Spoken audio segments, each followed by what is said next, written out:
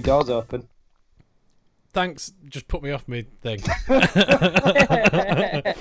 Welcome to the Ghostlight Social. This amazing little weird internet pub. I said internet too much. What you know the score. We get creative people together. We have a bit of a natter, talk shit. We make fun of Lee, and that's about it for an hour and a bit. Speaking of Lee, let's bring him in. How you doing, Mike? I'm all right. Yeah. Why'd your door open in the background? Do you know what? I've been a bit rushed, I should say, because literally I sat down at 7:30 and started getting everything ready, putting all the titles on and all that. And then, don't be pretending that you do everything. You don't do everything. I mean, I don't do the Photoshop. I did do the template for the Photoshop. Yeah. But anyway, so I'm sat down and then I can just hear my daughter screaming upstairs. Excuse me, I've just drunk very fizzy non-alcoholic beer. I could hear her screaming, so I had to go upstairs and go check on her. So that was fun, and then rush back down here. Was she all right? I'm on tenterhooks here. Well, she's got her fangs coming through because she's a vampire. But yeah, she's all right. I can't hear her now. That's all right then. Yeah, I mean, I went up and I tried to give her some Calpol, and I kind of did the dad stuff, but you don't really want to hear about that. She's all right. And then I come back down here, and then you'd set the stream for an hour later, and all right. So like my door can just fuck off. Really? We've got a swear word in early. Brilliant. Okay. Anyway, happy days. Let's introduce our guests. Absolutely. Bosh. Very lucky today to have with us actor extraordinaire, podcast. Is your show Tanya podcast as well, or it's live stream podcast, same thing, isn't it? Podcast with a video. I don't know. I'm just saying words. I pretend I know what the kids do these days. Tanya Vital, who is doing the culture. Foot culture. And we have the lovely Christopher Lawson, who is artistic director of Oldham Coliseum Theatre. Welcome both. Good evening. Hello. Thank you for having me. Oh, thank you for coming on. Mike and I are just so surprised that people agree to come on. Still. You know what I mean? They've possibly seen the show. I mean, I have had some rejections lately, but, we won't talk about that. Yeah. I want to talk about it. Who's rejected you today? Ellie Taylor rejected me. You do go quite big, though, don't you? You go for it. Yeah. But I was really nice in the message, and she was very nice back, but... which is fair enough. They'll all be coming to you soon, don't you? Yeah, they will. They'll be coming knocking. Let's just crack on. Chris, how you doing? How's it going? I'm all right. It's busy. Just running the theatre from our tiny flat with a 4-month-old baby for company. It's interesting times, but all right. Like surviving. So yeah, it's Calpol and spreadsheets for me, Lee. Living the dream. Yeah. Sometimes at the same time, if nappies, Calpol, and spreadsheets. Yeah. All probably full of the same thing as well. Good, but surviving, and that's the main thing. Everybody's healthy. Good. Tanya, how's things? I'm all right, I say that after losing both my house and my job due to COVID. But I'm one of those psychopaths that's kind of like been like, I need to be really productive. So I've created a live stream similar to what you guys are doing. I live stream underrepresented artists from the West Yorkshire region, and I do that every week. So yeah, been busy.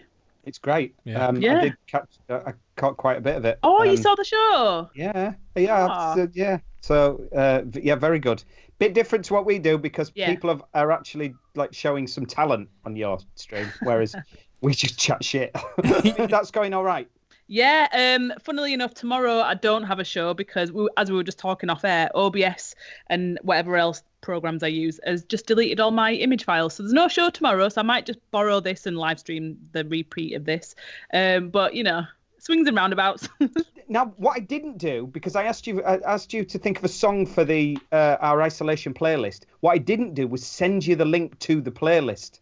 Oh. So I'm crossing my fingers we don't get any repeats. Because we have had one, but that's fine. Anyway, let's kick off with that. Get that one out of the way. While I'm talking to you, Tanya, what have you got for us? Mine is Video Games by Lana Del Rey. Nice. Pretty much because live streaming. Everyone's on Twitch now. Everyone's playing Animal Crossing, and that's just kind of like in my head, video games. Nice. Yeah. We certainly ain't got Lana Del Rey, so that's very good indeed. Yes. Twitch. Mike was on about Twitch. I have no idea what Twitch is. Chris, any clue? No idea, mate. I just got my head round Zoom. I haven't got my head round Zoom, quite frankly. So Twitch and I got them two mixed up. Twitch and TikTok, obviously different things. Yes. Yeah. Yeah. But TikTok's a big thing, isn't it? Yeah, it's been a big thing for a while, but now obviously everyone's at home. They're all getting onto it. It's good. It's good fun. People get embarrassed about it, but it's comedy, and it makes us laugh. We need to laugh at the minute. It reminds me of Vine. Remember Vine? Yeah, I do remember Vine. Vine were immense. As in Wasn't Jeremy. it? I mean, it was 6-second videos. And they were like little 1x1 format, but the amount of creativity people were putting into it, there's loads of collections on YouTube where people have just like curated the best stuff, and it is hilarious. It's like, do you know Vine made millionaires? Like some of those people are now millionaires. Oh yeah, like Logan Paul started on Vine. Yeah, which is mental. Yeah, yeah, and it's not easy to make money on YouTube. No.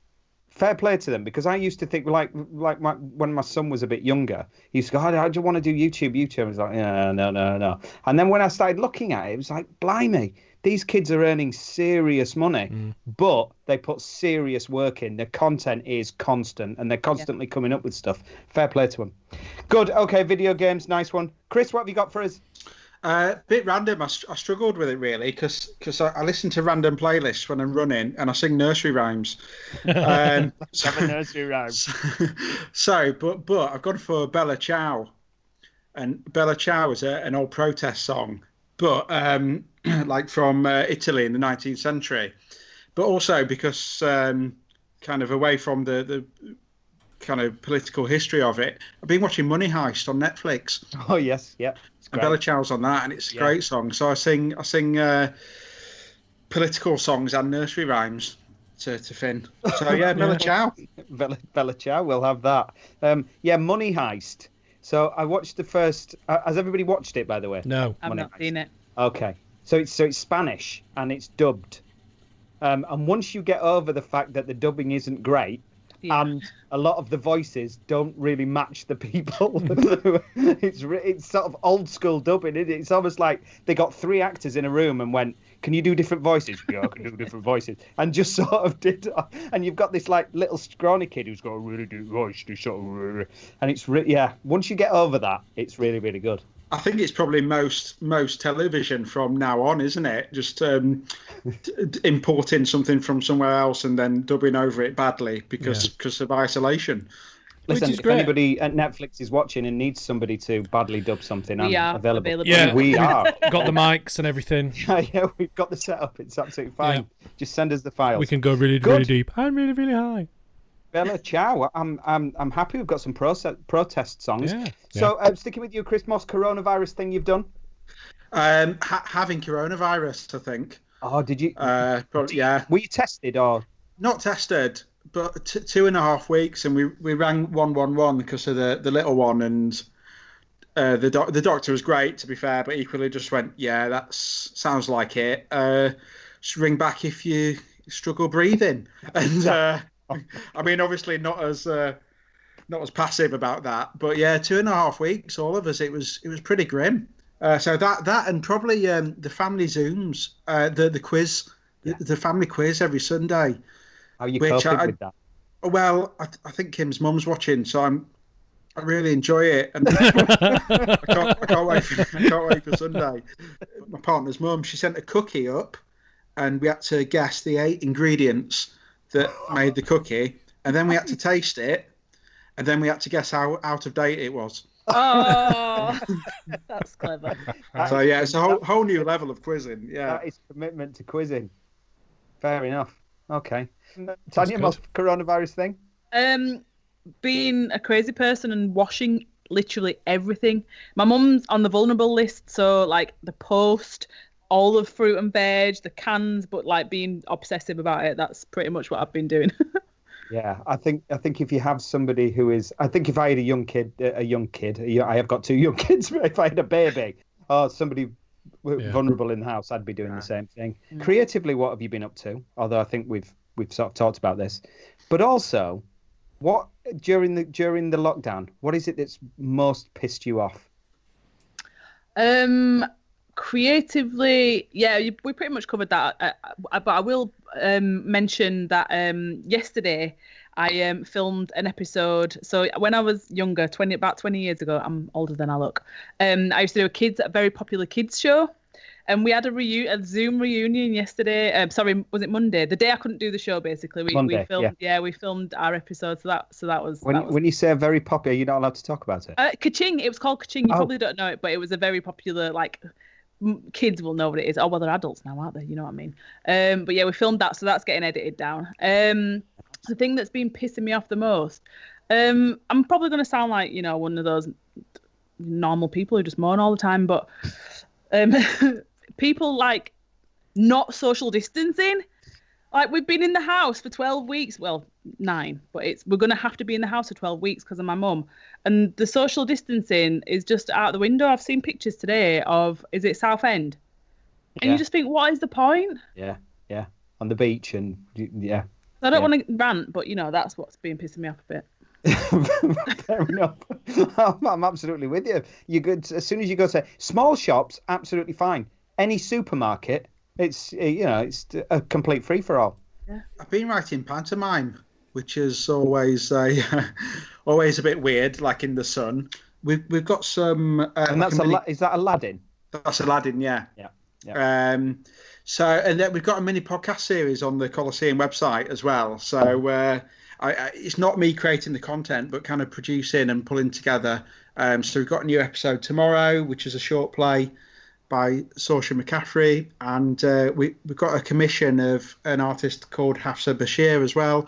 We're working with Home in Manchester, pulling that together. Right. So kind of working on all the digital output, really, of the Coliseum and keeping things going in different ways. Which is great. Yeah. And working out whether social distancing jokes in panto are appropriate or not. Yeah, of course they are. Yeah. He's 2 meters behind you, that sort of thing. It's whether you're going to be able to hear the joke. That's it, yeah. Yeah. How far have you got with the panto, writing the panto then? Oh, it's on draft 5. Oh, wow. Yeah. Okay, fair enough. Which, it usually goes to print on draft 2, doesn't it? Yeah, yeah. It's been a slow process, and there's been a lot of, can you take that scene out? We can't afford that. And, so it's probably about 20 minutes long now. It's now draft 5, so yeah, nearly there. What's pissed you off? My brain's been like so full of protect child, all of that, and with work. I think probably just before you go in on a Zoom call, like technology just failing on you, like two minutes before, and having to restart or update stuff, or not even technology. There's just a nappy a minute before you're about to go into a meeting. So it's kind of that. And I mean, I think it was yesterday from midday to 6:30, back-to-back Zooms. Yeah. It's too much. What are your hopes and fears about the industry? I mean, I know you may talk a little bit about Oldham as well, but I mean, just generally. I think just in terms of that picture, it's interesting because a lot of the conversations, and our production manager and the team are doing a similar exercise, and they kind of sketch out what it looks like socially distant. But a lot of the conversations, weirdly, probably too many, are about things like toilets and front of house spaces, because that's where, especially, the Coliseum well, Lee, it's in old buildings like ours. That's where you can't socially distance. Kind of once you get in the theatre itself, once you get in the auditorium, it's not too bad, I think hopes and fears. Hopes are kind of generally that we. This is unusual for me because I'm not always the optimist, but use this as an opportunity to look at maybe things that weren't working necessarily anyway, but were just existing as they were out of habit or whatever it might be, and kind of go, right, this is a chance to do things differently and to shake things up. And some of the conversations I'm having with ADs across the country and across Greater Manchester, I feel pretty positive about that. It's making people think in a different way. So certainly it's far from all being lost. I think there'll be some good stuff that comes out of this. I think my worry is, the education department at work, and a lot of my background is in theatre and education, whether it's in theatres or teaching, and I think it's probably a weird time. Well, I know it's a weird time for certainly freelancers and people leaving drama school or thinking about drama school, and I just kind of go, we've got to protect them, we've got to look after them, and we've got to make sure that this time doesn't mean that we potentially lose amazing people in the industry or starting out in the industry. Tanya, your thoughts? Very similar thoughts, actually. It's a bit of a double-edged sword for me because obviously I'm an actor. A lot of my work for the last 2 years has come mainly from theatres. So as an actor, of course I want to go back to work, but at the same time I come from a community that's not always felt that theatres are accessible. So the worry is that, again, we go back to the old canons, the things that have been done for a century or so just to kind of recoup money. Again, yeah, we understand why, but then that marginalises communities even more. So hopefully that doesn't happen. It is a chance for us to invigorate theatre in this country and across the world. And hopefully people kind of take that and move forward with that. Yeah, I know it's scary for people because some of these big theatres that we all love, it's looking a bit rocky at the minute, and that I understand. But at the same time, you're right. Community theatres and theatres should serve the community, basically the community serving. I think that means getting out of if you're in a building, it means like walking out of the doors to do it as well, and not kind of relying on the bricks and mortar and going, come to us. I think that's got to change, and again, it's an opportunity for that, and not that there won't be a place for that still, but it can't be the only way, can it? Yeah, it will be interesting because a lot of theatres, I think, over the last few years have been making the right sort of noises, saying that they're doing that, they're getting out into the community. And well, we'll see whether they're actually geared up to do that or not. And hopefully this can give a bit of a boot up the arse to do that a little bit more. Yeah. Okay. I mean, it's a bit hard in Oldham in December, but but away from Christmas, we're well up for it, Yeah.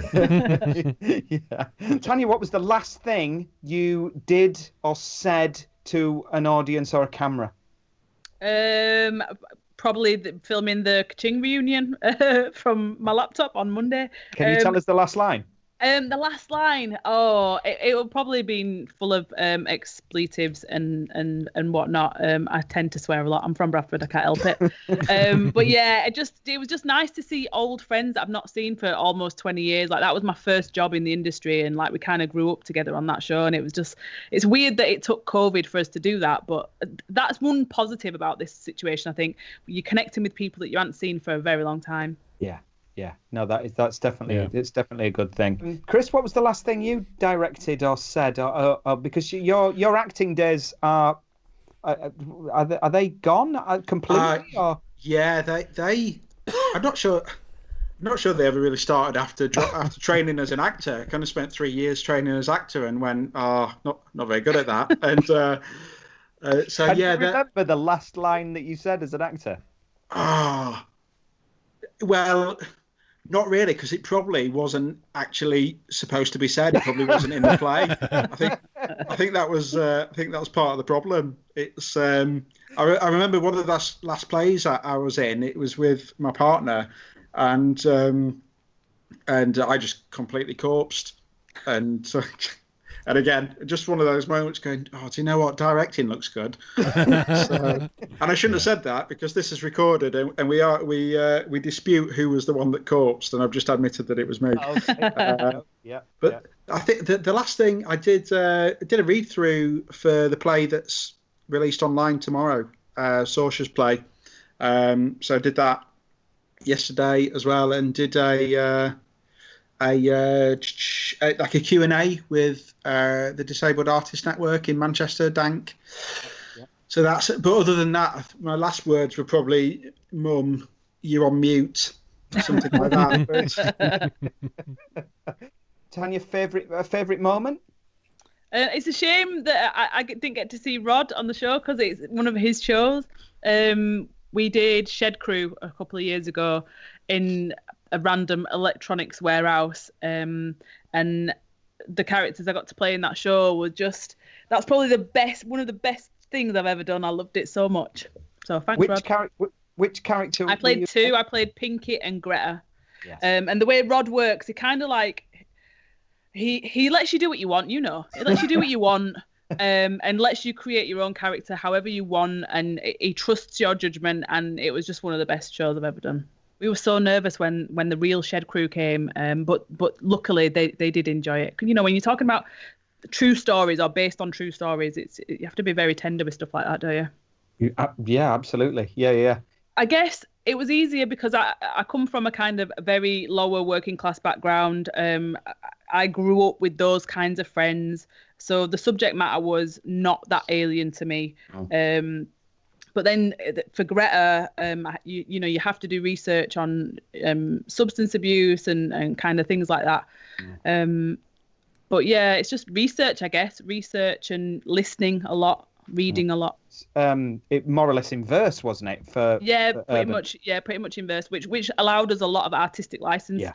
Because the language is very kind of extravagant. You could be extravagant with the telling of the story. For film, it's very different, and because people are brought up on films and not necessarily theatre's kind of out. They don't know what to expect with theatre. With film, they expect it to be so naturalistic and realistic. So that's Chris, favorite moment? Probably I worked with this great actor on something called 4 minutes 12 seconds. She was great, wasn't she? Really good.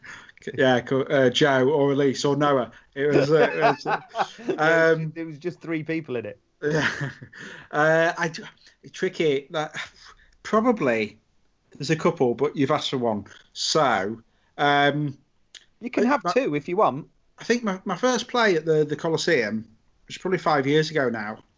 And I think it was, and we'd moved up. We'd been in London for 10 years and Edinburgh and Leeds before that. So, and we kind of moved up and just doing that first show on the main stage there. And it was Jumpers for Goalposts by Tom Wells. And it's kind of what we were saying earlier, and Tanya, we were mentioning it with like kind of community aspects. It was the whole thing around it. And we got a choir in.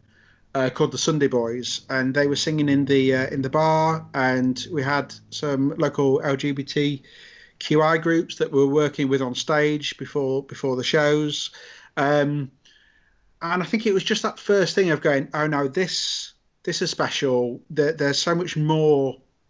This show isn't just for people in the industry. This is for people who live in Oldham, people who live in Greater Manchester. I'm so proud to be here to make it. And it doesn't just start and stop at the beginning and the end of the show because of the other things going on. And weirdly, I got a couple of letters of complaint, which is not unusual.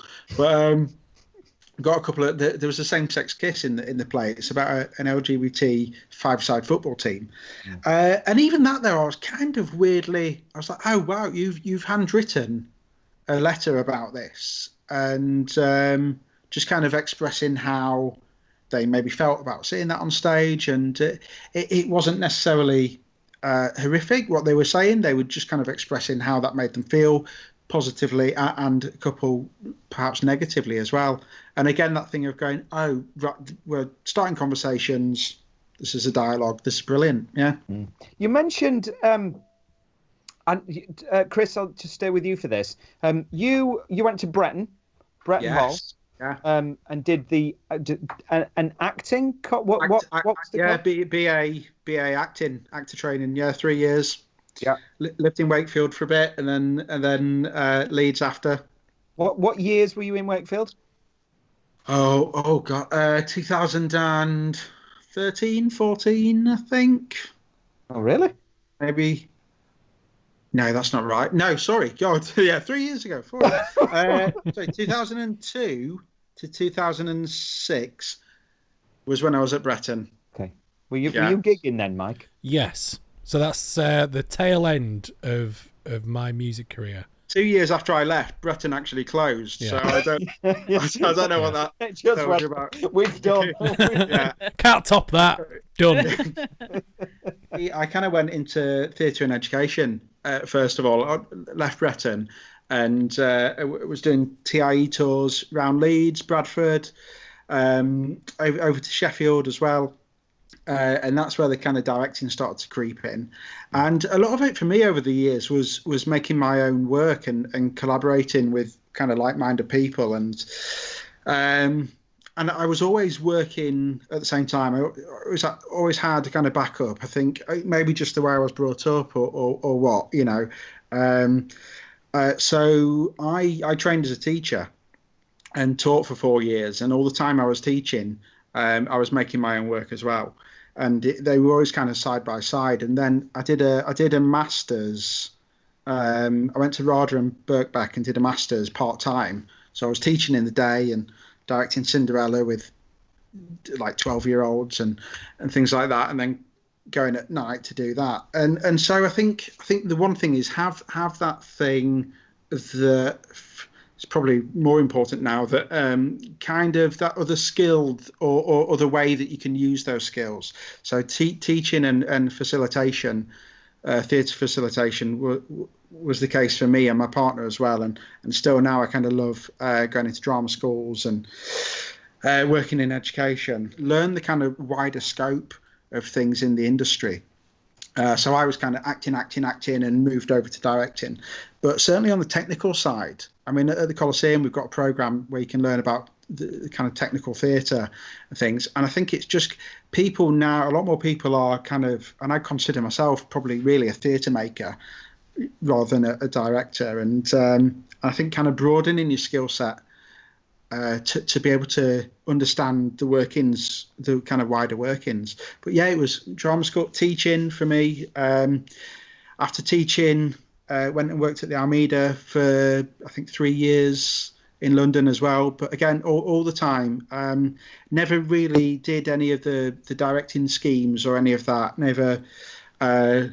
JMK type stuff. Yeah, and they're great. They weren't for me. I perhaps couldn't afford to take that time out to do those things, or sometimes it was the age bracket, because by the time I'd finished teaching, I was kind of 26, and some of that stuff, the cut-off is a bit younger. Getting on a bit. So, you know, it's like 18 to 25, so I'd kind of just missing it. My history is all higgledy-piggledy. So I went to a really good college in Huddersfield to do a BTEC in performing arts. We had a really good teacher there, and she forced the whole of our year to audition for the National Youth Theatre. She made it like, you know, she said it's really important that you do this. A lot of us got in. We went to do the summer school at National Youth Theatre, and then through that I did 2 films with the National Youth Theatre, and straight from that I went to do Kaching, and then I was working professionally for 15 years, and then I went to drama school. So I did a master's at RADA, a different course to you, and I graduated from drama school 2013. So I did it all like back to front. How was that been? Was that worth it? I always tell people it was the worst year and the best year of my life at the same time. So it's just a year course. It was quite new in its formation then. I think we were the second year. It was very intense. We only had 1 day off a week. We were working till 10 o'clock at night. So it was very, very stressful on your mind and your body. But I think it was like 5 years after I'd graduated that I actually realised how much I'd learned.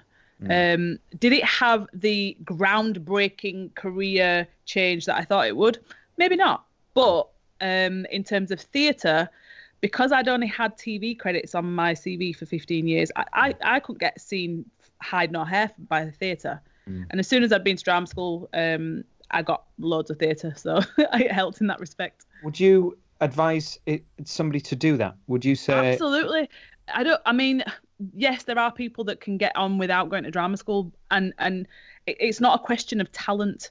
I wanted to go to drama school because I knew that I couldn't do certain things with my body that I needed to learn. Like I needed to learn how to breathe properly. I needed to learn how to use my voice, my physicality, all those things you're not born with, you have to learn. Talent's a different thing, you know. So yeah, I would definitely advise people, if you can, and it not necessarily drama school, if you can't go to drama school, I know it's really expensive, just any kind of class that you can get to, really. Yeah.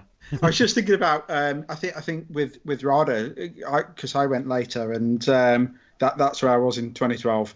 It's so much of it was about kind of industry connections and meeting people and talking to people, and I don't know, but even with kind of the video calling stuff now, maybe that's a chance. I think Arden did their they did their online showcase, and there's been a few others as well. And yeah, I think there's even things like open auditions through video call and things. So hopefully ADs which I think a lot of them are, kind of taking that time. There's an article, I don't know if it was in the Stage today, saying actually some ADs have more time to be accessible, you know.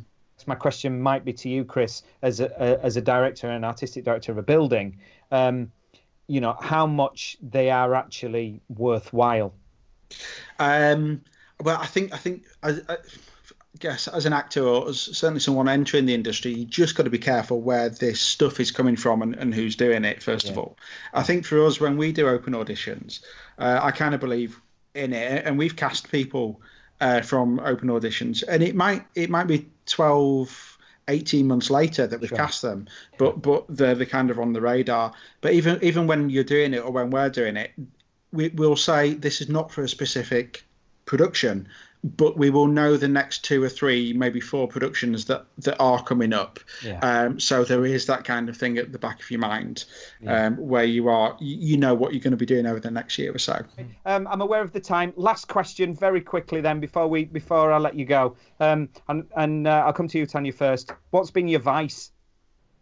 My vice in life, or during lockdown? In the lockdown. Not in life. I'm going to say. Bit of a deep question to end on. Crisps, packets of crisps. So nice. I've been putting weight on as well, but I've been having 2 packets of crisps a day, and it's become a routine that I have my 2 packets of crisps, plain crisps. I don't even eat crisps. But together? I have one. I've got routines. I'll have one in the morning, one in the AM, and then one in the PM, and then crisps. I don't even know where. I don't know where it's come from, but that's my vice. And it's got to be plain crisps. Yeah, plain crisps. I've no idea. Right. Yeah. Do you drink? I do drink, but not that much. Gin, I guess, but that's not a vice. That's something you do. Like, that's just something you do. Yeah. Crisps is an interesting one. I've got an interesting fact about crisps. Go on. All crisps, because we were talking about sell-by dates. All sell-by dates on crisps are a Saturday. Oh, for the pubs? What do you mean for the pubs? I don't know. It just seems like a pub thing. I don't know. Get them sold on Saturday night and then get fresh batch on Monday. Yeah, maybe. I don't know. But they're always a Saturday. I mean, what proof do you have of this? Well, years of eating crisps and checking. So I mean, in terms of like all crisps made, that's quite a small sample size. What do you mean? Well, like if it's just your crisps that you've made, and there are trillions of bags of crisps that have been. Right, have you got any crisps in the house, Mike? No. Oh, I haven't either. Honestly, it's always a Saturday. Always. I'll check and then I'll tweet you. Yeah. Okay. Chris, your vice at lockdown. Gold bars. Oh. Yeah. I don't think I've ever had a gold bar. Oh, like the little biscuity things. Yeah, we've got a tin. We never really have sweet stuff in the house that like normally. We try and be healthy in that, and now we've got a tin that's full of biscuits, and there's always gold bars in it. I wouldn't say I particularly like them that much, but they're always there, so I'll just eat. Hang on a minute. When you say there's always gold bars, they're always there. Presumably, you're going and buying them. They're not just appearing. On the online shop, we kind of bought them once on the online shop, and then each time we go back on, we just kind of click on that again, rather than looking for a new type of biscuit. Here we are again. Click. Yeah, get all the same stuff. Yeah. So how many gold bars are we talking? What? I mean, I've had a word with myself about it. It's I'm not. Yeah, it's two or three a day sometimes. Like kind of mid lockdown. This is what's happening. Yeah. But then kind of back on the running now. Down to one. Yeah, one gold bar every other day. Sniff one on a Wednesday. There's a lock on the biscuit tin. That kind of thing. What makes the bar gold apart from the colour? It's like a Karamak. Have you ever had a Karamak? Yeah.